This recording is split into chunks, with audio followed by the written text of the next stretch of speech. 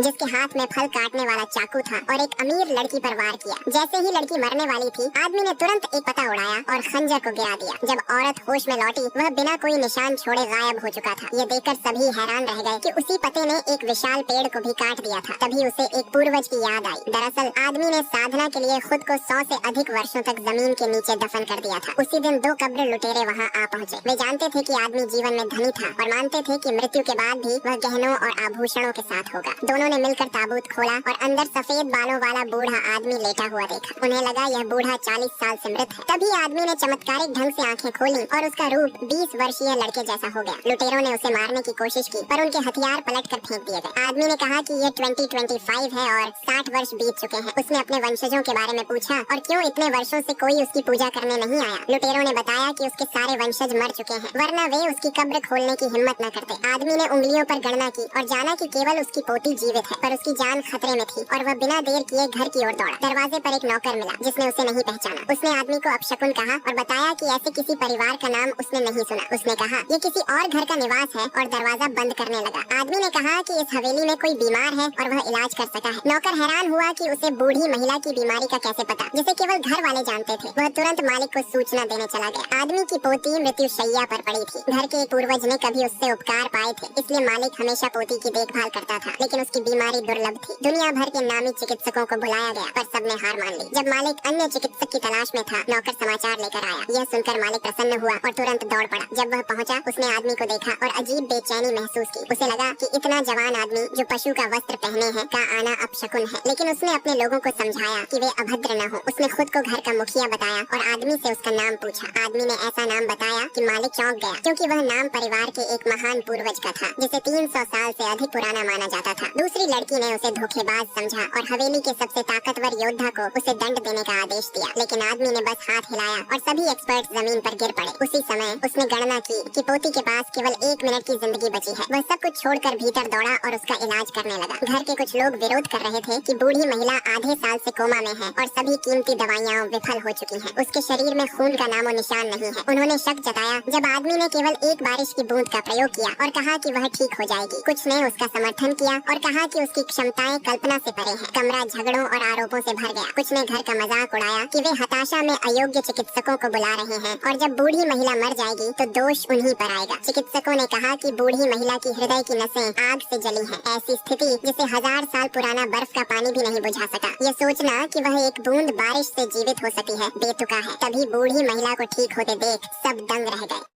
आदमी पशु का वस्त्र पहनकर